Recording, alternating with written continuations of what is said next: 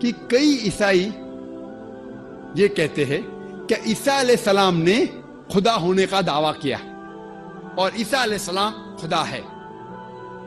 मैं क्योंकि तालिब इल्म हूं इस्लाम और दिगर मज़हब के, मैंने बाइबल भी पढ़ी है और मैं आपसे ये कहना चाहता हूं कि अगर आप बाइबल पढ़ेंगे, बाइबल में एक भी वर्स नहीं है, there is not a single unambiguous statement in the complete Bible where Jesus Christ, peace be upon him, himself says that I am God, or where he says worship me.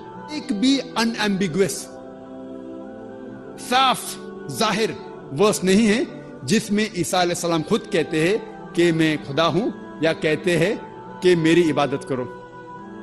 कहीं भी Bible में उन्होंने खुदा होने का दावा नहीं किया।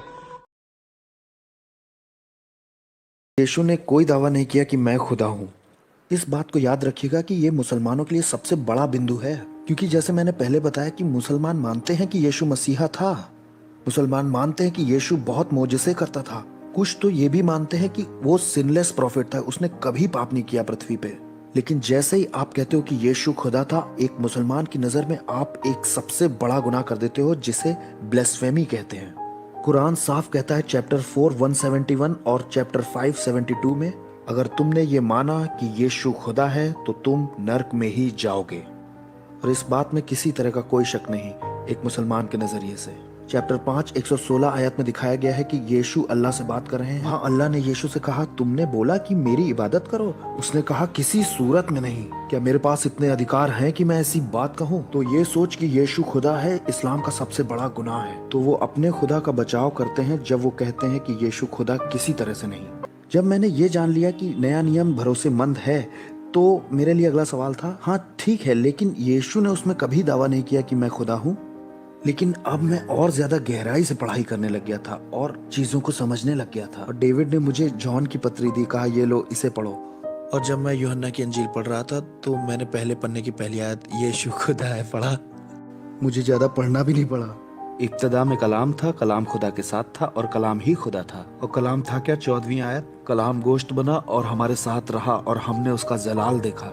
मैं इन सब तरह की आयतों को देख रहा था और इनसे बचने की भी कोशिश कर रहा था, क्योंकि बचपन से ही मुझे बताया गया था कि यीशु खुदा नहीं हो सकता। और अब तो मैं मान रहा था कि नया नियम सही है, तो ऐसा कैसे कह सकता है ये। और मैंने इसे ऐसे डिफेंड किया कि यीशु नहीं कह रहे कि मैं खुदा हूँ, ये तो लेखक जॉन कह रहा है।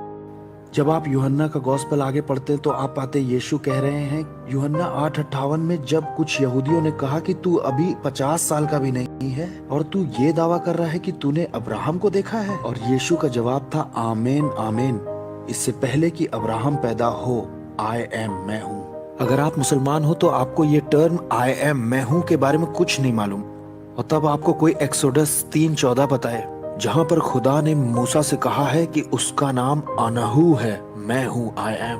तब आपकी समझ खुलेगी कि यीशु क्या कह रहा है अपने बारे में। यहाँ कोई कहता है कि तू 50 का भी नहीं है और तूने अब्राहम को देखा है। यीशु कहता है मैं इटरनली एग्जिस्ट करता हूँ अब्राहम के पैदा होने से भी पहले।